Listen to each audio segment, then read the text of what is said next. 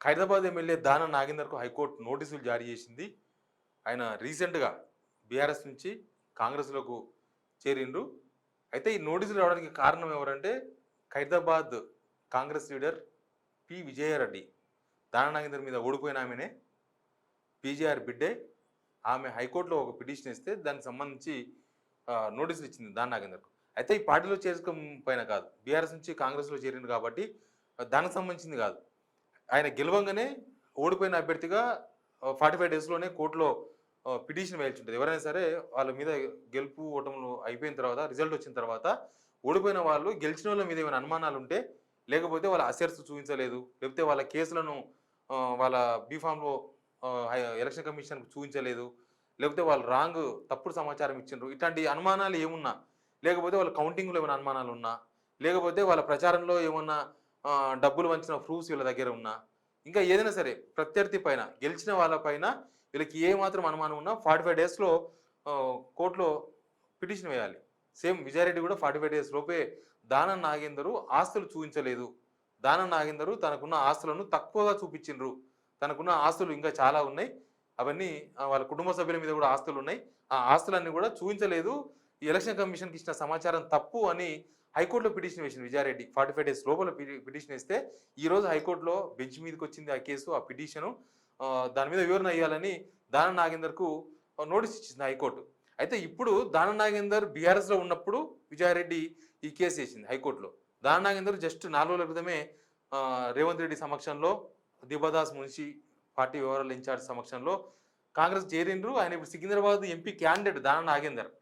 మరి విజయారెడ్డి ఇచ్చిన case Danam Nagender notice ఇచ్చిన దాకానే ఉంటుందా? లేకపోతే విజయారెడ్డి విత్డ్రాల్ చేసుకోవాల్సి వస్తుందో తెలియదు. విజయారెడ్డి అయితే ఆమె గట్టి పట్టుదలతో ఉంది. దానం నాగేందరు కరెక్ట్‌గా తప్పు చేసిండు, నాకు దొరికిండు. ఆయనను అనర్హత వేటు కనుక ప్రకటిస్తే నేనే నెక్స్ట్ మళ్ళీ ఎమ్మెల్యేకి పోటీ చేశాని ఆమె బహుశా భావించి కేసు వేసి ఉండొచ్చు. కానీ ఇప్పుడు ఒకవేళ ఆయన ఎంపీగా పోటీ చేస్తున్నాడు, సొంత పార్టీలో ఉన్నారు, సీఎం గారో లేకపోతే పార్టీ ముఖ్య నేతలు చెప్తే విజయారెడ్డి ఆ కేసును విత్డ్రా చేసుకోక తప్పదు. సేమ్ టైం ఒకవేళ ఆయన ఎంపీగా కనుక గెలిస్తే, సికింద్రాబాద్ నుంచి పోటీ చేస్తున్నారు కాబట్టి గెలిస్తే ఆయన ఎమ్మెల్యేగా రాజీనామా చేస్తారు కాబట్టి ఈ కేసు డిస్పోజల్ అయిపోతుంది. కానీ ఒకవేళ ఆయన ఎమ్మెల్యేగా ఉంటే అనర్హత వేటు ఇదంతా తర్వాత విషయం. ఉంటే ఈ కేసు ఉంటుందా? ఈ కేసును విజయారెడ్డి ఆయన మీద ఏదైతే ఆరోపణలు చేసిండ్రో ఆ ఆరోపణలకు విజయారెడ్డి నిలబడుతుందా? కాంగ్రెస్ పార్టీ అభ్యర్థిగా, కాంగ్రెస్ పార్టీ లీడర్గా దానం నాగేందర్ చేసిన ఆరోపణలు నిజమని కోర్టులో ప్రూవ్ చేస్తారా? విజయారెడ్డి కోర్టులో ఈ కేసు లాస్ట్ దాకా ఉంచుతారా అనేది అయితే చూడాలంటే రాజకీయాల్లో ఎవరు పర్మనెంట్ శత్రువులు ఉండరు, పర్మనెంట్ మిత్రులు ఉండరు అన్నట్టే. అది ప్రతిరోజు అది ఎప్పుడో ఒకసారి కనిపించేది ఇంతకుముందు, ప్రతిరోజు మనకు అది రొటీన్గా కనిపిస్తుంది. విజయారెడ్డి, దానం నాగేందర్ అసెంబ్లీ ఎలక్షన్స్లో ప్రత్యర్థులు.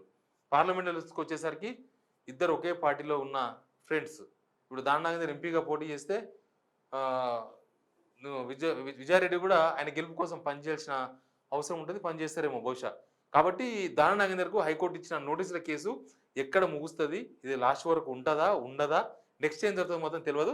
బట్ హైకోర్టు మాత్రం నోటీసులు ఇచ్చింది. దీనికి దానం నాగేందర్కి 15 రోజులు 20 రోజులు బహుశా టైం ఇచ్చి ఉండొచ్చు. హైకోర్టు ఎప్పుడు ఇచ్చిన అట్లాంటి టైమ్స్ ఇస్తూ ఉంటుంది. ఆ టైం లోపల రిప్లై ఇవ్వాలని. దానం నాగేందర్ రిప్లై ఇస్తారా? ఏమి ఇస్తారు? మరి తన మీద ఇచ్చిన ఆరోపణలపైన విజయారెడ్డి నిలబడతారా? లేకపోతే సొంత పార్టీలోకి వచ్చింది కాబట్టి ఆరోపణలు తూచని తీసేసారో తెలియదు. But high court Danam Nagender case ఇవ్వడం అయితే ఈరోజు తెలంగాణ రాజకీయాల్లో ఒక హాట్ టాపిక్గా మారింది. Stay tune to signal TV. Please subscribe.